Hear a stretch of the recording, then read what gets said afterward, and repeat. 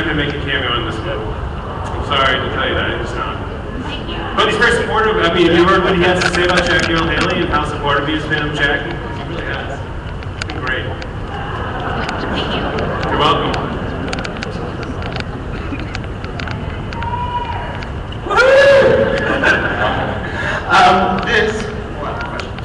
This question is for Jackie. I just gotta say that you were the epitome of Rorschach, and wow, thank you so much for that. But my question is what's in the future for you? You've gone from playing a child abductor in Little Children to a kid who was tortured as a child, Rorschach, to now being Freddy Krueger, who is back to murdering children. That's the pattern. That's one way to look at it.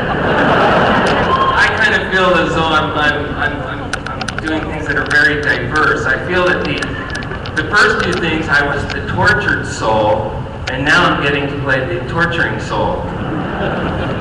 Nice. What's up, guys?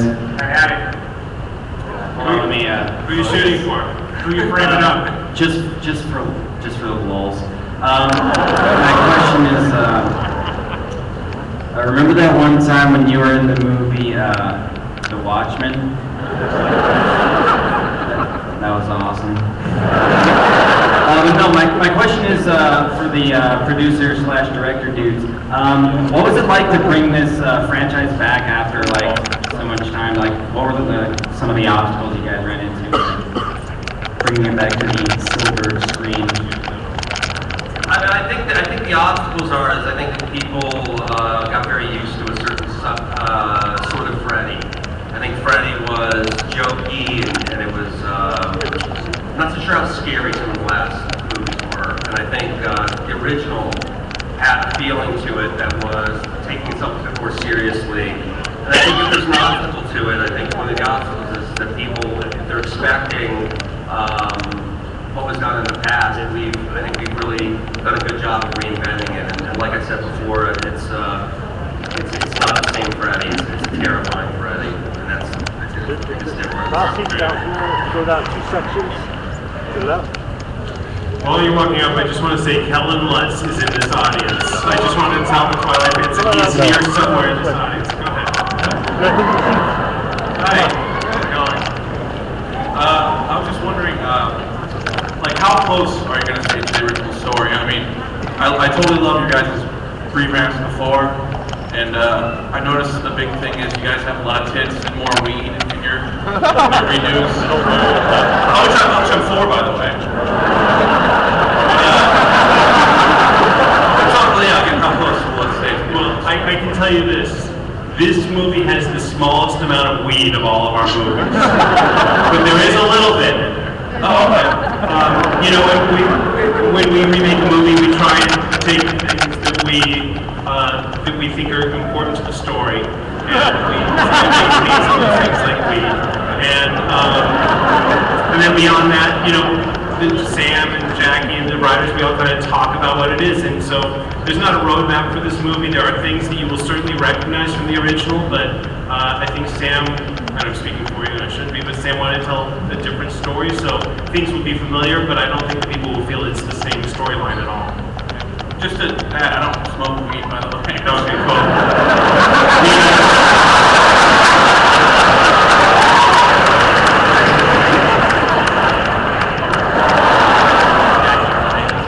Okay, babe, please speak up. This question's for Jackie. Who would win in a fight? Rorschach, Freddy Krueger, or the guy from Little Children?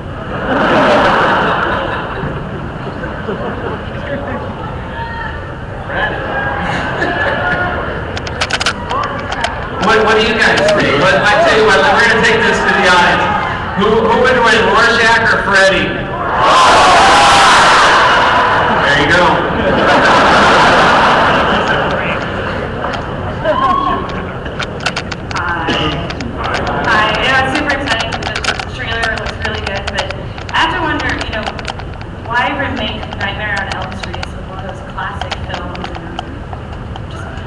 it's not gonna ruin it, so it's gonna, why remake it? You know, my feeling on that is it's kind of like getting to reintroduce this to the new young adults. You know what I mean? It's like we had that, or you know, I got this in '85. Where there it's getting to reintroduce it to this new generation.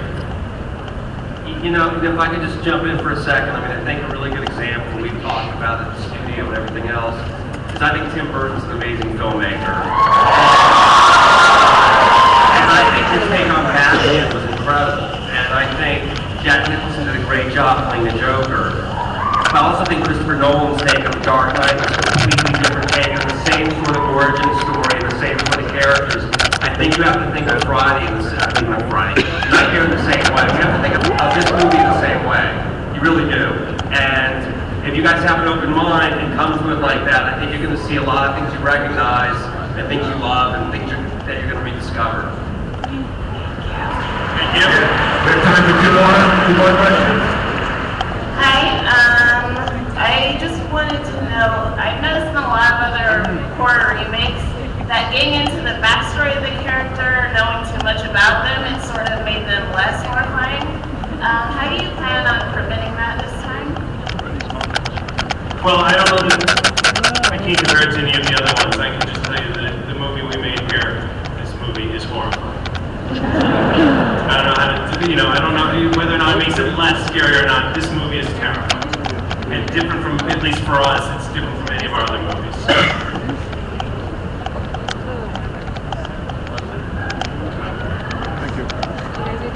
Hi, gentlemen. Thank you for coming and spending your day here with us.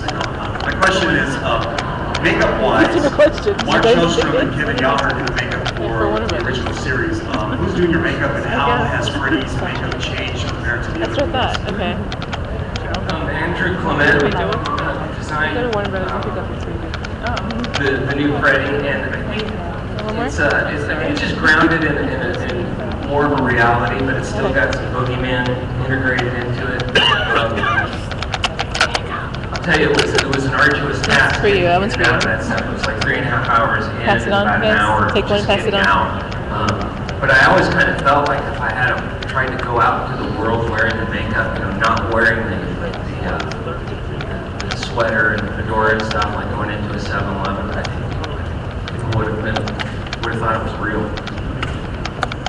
So I think it's scarier. I think it's more disconcerting. Thanks very much, and thank you all for coming today.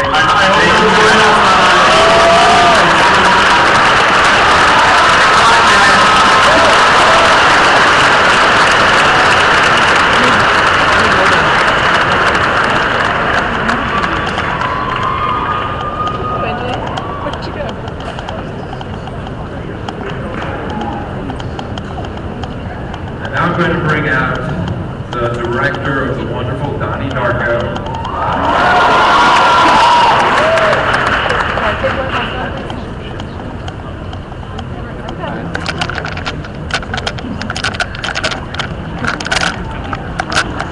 Battery is dying.